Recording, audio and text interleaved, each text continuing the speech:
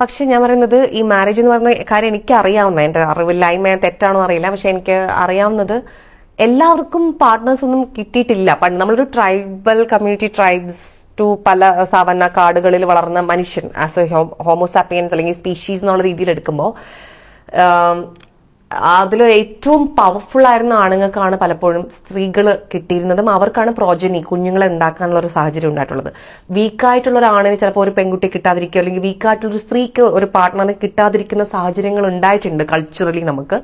അങ്ങനെയുള്ളൊരു സമയത്താണ് മാരേജ് എന്നുള്ളൊരു പ്രപ്പോസൽ, ഒരു വെഡിങ് പറയുന്നത്. എല്ലാവർക്കും ഒരു പാർട്ട്ണർ ഉണ്ടാവട്ടെ, ഒരു പെയർ ഉണ്ടാവട്ടെ, അവർക്കും ഒരു സാധ്യത ഉണ്ടാവട്ടെ ഒരു പ്രോജനി ഉണ്ടാക്കാൻ എന്നുള്ളൊരു സ്ഥലത്താണ് സിവിലൈസേഷന്റെ ഭാഗമായിട്ട് മാരേജ് ഉള്ള ഇൻസ്റ്റിറ്റ്യൂഷൻ വന്നിട്ടാണ് എനിക്കറിയാവുന്നത്. ഒരു ആസ്പെക്ട് ഓഫ് ഇറ്റ് എനിക്കറിയാം. ആ ആസ്പെക്റ്റിൽ ആലോചിക്കുക, അതിനൊരു റെലവൻസ് ഉണ്ടെന്ന് എനിക്ക് തോന്നിയിട്ടുണ്ട് പലപ്പോഴും. ചിലർക്ക് ചിലപ്പോൾ ഒരിക്കലും ചിലപ്പോൾ നമ്മൾ പ്രേമിച്ച് മാത്രം കല്യാണം കഴിക്കാൻ പോയി കഴിഞ്ഞാൽ ചിലർക്ക് അങ്ങനെ പ്രേമിച്ച ഒരാളെ കണ്ടെത്താനുള്ള കഴിവില്ലാത്ത പോലെ എനിക്ക് തോന്നിയിട്ടുണ്ട്. അങ്ങനത്തെ പെൺകുട്ടികളെയും കണ്ടിട്ടുണ്ട്, ആണുങ്ങളെയും കണ്ടിട്ടുണ്ട്. അവർ വീട്ടിൽ പറയും എനിക്ക് ആരെങ്കിലും കാണിച്ചു തരുമോ, എനിക്ക്. അപ്പൊ അവർക്ക് ആഗ്രഹമുണ്ട്, പക്ഷെ കണ്ടുപിടിക്കാൻ പറ്റുന്നില്ലെങ്കിൽ ചിലപ്പോൾ ഒരു അറേഞ്ച്ഡ് മാരേജ് വേണ്ടി വരാം.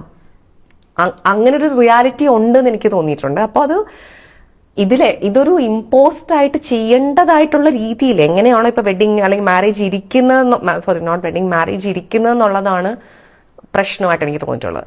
അതൊരു ഓപ്ഷനായിട്ട് ആളുകൾക്ക് എനിക്കിത് പറ്റത്തില്ല, നിങ്ങൾ കണ്ടുപിടിച്ച് തന്നാൽ മതി എന്ന് പറയുന്ന ഒരാളുണ്ടെങ്കിൽ അവർക്ക് അതിനുള്ള സാഹചര്യം ഉണ്ടാവുന്നതിൽ തെറ്റുള്ളതായിട്ട് ഞാൻ കാണുന്നില്ല.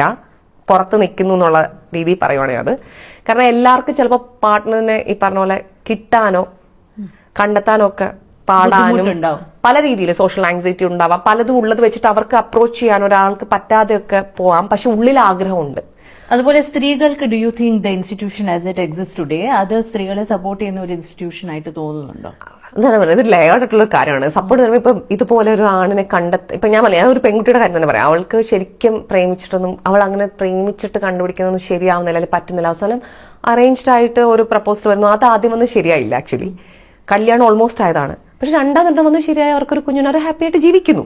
അങ്ങനെയുള്ള ഇൻഡിവിജ്വൽ കേസസ് ഉണ്ടല്ലോ. പക്ഷെ ആസ് എ ഹോൾ തിങ് ഇത് നിങ്ങൾ ചെയ്തേ പറ്റൂ, ഈ പ്രായമാകുമ്പോൾ ചെയ്യണം, ഇപ്പൊ ഇനി പഠിച്ചത് മതി, അല്ലെങ്കിൽ ഇത് ചെയ്താൽ മതി, ഇനി ജോലിക്ക് പോകണം, ഇനി അതിനകത്ത് വെച്ച് ജീവിക്കണം.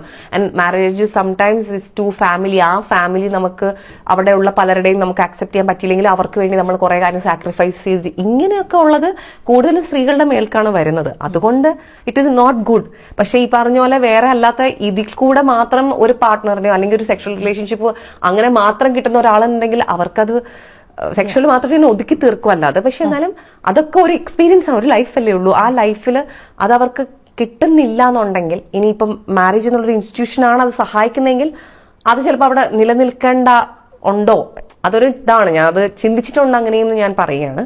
പക്ഷെ ആസ് എൻ ഇൻസ്റ്റിറ്റ്യൂഷൻ അത് പലപ്പോഴും സ്ത്രീകൾക്ക് സഹായിക്കുന്ന ഒരു കാര്യമല്ല.